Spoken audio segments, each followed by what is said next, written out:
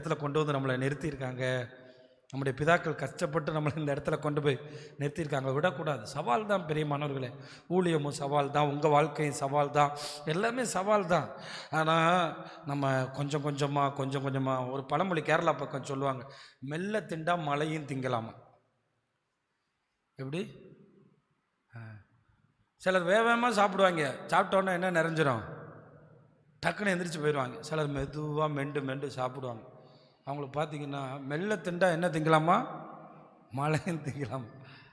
மெல்ல திண்டு பாருங்கள். நாங்கள்லாம் வேகமாக சாப்பிட்ருவோம், அதனால் சாப்பிட்டோன்னே வயிறு நிறைஞ்சிட்டு எந்திரிச்சு போயிடுவோம். எங்களுக்கு அதிகமாக சாப்பிட முடியாது. ஆனால் இது வேறு பல பிரச்சனை இருக்குது. அது மாதிரி கொஞ்சமாக ரொம்ப நீங்கள் ஒன்றும் பயப்படாதீங்க. அழைச்சவர், ஆனால் காலையில் சொல்லி கொடுத்தேன்ல, ஆபிரகாமை அழைத்தார், அடுத்தது ஆசீர்வதித்தார், அடுத்தது பெருக பண்ணார். அழைச்சவர். இந்த 3 காரியத்தை உங்களை அழைச்சது அவர் தான். நீங்கள் இல்லாமல் இந்த எல்லைக்குள்ளே வரல.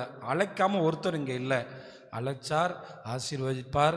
பிறகு நீங்கள் மட்டும் அதே ஜாக்கிரதை உணர்வு. தெரியுமா? ஒரு வாரம் சர்ச்சுக்கு ரொம்ப சந்தோஷமாக வரும், அடுத்த வாரம் வீட்டில் பிரச்சனை வந்துடும், அப்படியே சோர்ந்து போய் படுத்துரும். போன வாரம் அப்படியே நம்ம சன்ஃப்ளவர் மாதிரி இருந்தோம், இந்த வாரம் அப்படியே டல்லாயிரும். அது இருக்கக்கூடாது. இதில் மட்டும்தான் நீங்கள் தீர்மானிக்கணும்.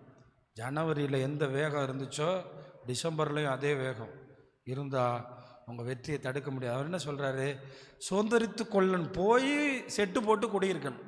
எதிரியே செத்துட்டான், எதிரியே இல்லை, போய் தனியாக வாசம் பண்ணணும், அவ்வளோதான் வேலை.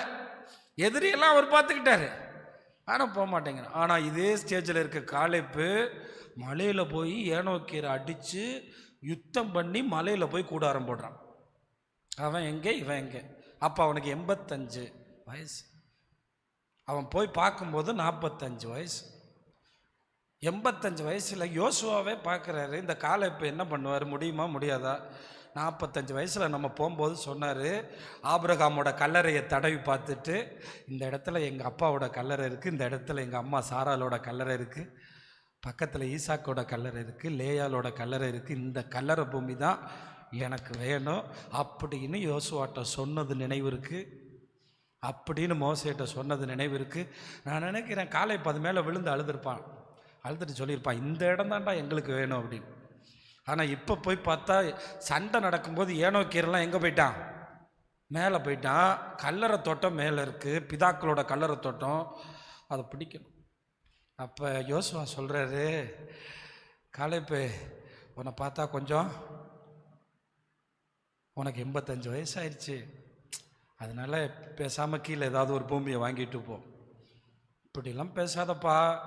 45 வயசில் மோசேட்ட நான் சொல்லும்போது நீ பக்கத்தில் நிண்டியா இல்லையா, நீ பக்கத்தில் நிண்டியாப்பா. நான் சொன்னனா எனக்கு எப்புறம் தான் வேணும்னு. 45 வயசில் நான் சொன்னது 85 வயசுலேயும் மாறாது. நான் சண்டை போடுவேன். நான் உங்களுக்கு எல்லாருக்கும் சொல்லி கொடுத்துருக்கேன். மேலேருந்து ஏனோக்கீர்கள் யுத்தம் பண்ணும்போது கீழே இருந்து போகிற யோசுவா மேலே ஒரு கல் விழுந்தா சட்னி தான். ஏன்னா ஏனோக்கீர் எங்கே இருக்கான், மேலே இருக்கான். கீழே இருந்து யார் ஏறணும், நீங்கள் கீழே இருந்து ஏறுறீங்கன்னு தெரிஞ்சாலே கர்த்தர் உங்களுக்கு துணையாக இருப்பார். இந்த உலகம் உங்களை கீழே தள்ளி நீ ஒன்றும் இல்லாதவன்னு சொல்லும்போது கர்த்தர் உங்களை மேலே ஏறுறதுக்கு அவர் கிருபை கொடுப்பாரா இல்லையா. யோசுவா காலேப்பு மேலே ஏறினா, கர்த்தர் ஏனோக்கியர்களை துரத்தினார். மேலே ஏறி அவனுடைய பிதாக்கள் கல்லறை தோட்டம் இருந்து அந்த எப்ரோனை அவன் சுதந்திரிச்சான். அதில் தான் தாவீது தன் ராஜ்யபாரத்தை தொடங்கினார். யூதாவுக்கு அது ரொம்ப சேஃபான ஆசீர்வாதமான இடம். அதை சுதந்திரிக்கிறதுக்கு காலேப்பு போராடினா. 45 வயசில் இருந்த அதே வேகம் 85 வயசில் இருந்துக்குமா? நான் சொல்கிறேன், எபிரேயர் 11 நம்ம வாசித்த இந்த வசனம் காலேப்புக்கு அப்படியே பொருந்தது. இன்னைக்கு கர்த்தர் நம்மளையும் காலேப்பு போல் வச்சுருக்காரு. ஆண்டவர் உங்களை எல்லாம் ஆசீர்வதிப்பார். நம்மளாம் சொல்கிறோம்ல, எங்கள் சொந்தக்காரன் என்ன கேவலமாக பேசுகிறான், ஊரில் இருக்கிறவன் பேசுகிறான், இவங்க இயேசுவை நம்பி வந்துட்டாங்க. கொஞ்சம் நீடிய பொறுமையாக இருங்க. பேசினவன் வந்தவங்க கையை பிடிப்பான். எல்லாரும் தான் பேசுனாங்க யோபுவை பற்றி, பொறுமையாக தான் இருந்தார். எங்கேருந்து வந்தாங்கன்னே தெரியல.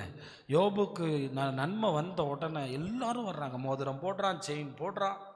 அது எப்படின்னா, ஒன்றும் இல்லைன்னா யாரும் வரமாட்டாங்க. ஆட்சிக்கு வந்துட்டா எல்லாரும் வந்துடுவாங்க. பார்த்துருக்கீங்களா? அதுபோல தான் அரசியல்வாதிகளுக்கு அப்படித்தான். ஒன்றுமே இல்லைன்னா இப்போ ஏதாவது இந்த பதவி போனவங்க யாராவது முகம் தெரியுதா? ஆமாம், அவங்கவுங்க வீட்டில் தூங்கிட்டு இருப்பாங்க. அதுபோல் தேவனுடைய பிள்ளைகளே, தேவன் நம்மை ஆசீர்வதிக்க சித்தம் கொண்டிருக்காரு. இதே ஜாக்கிரதை உணர்வை மட்டும் விட்டுறாதீங்க.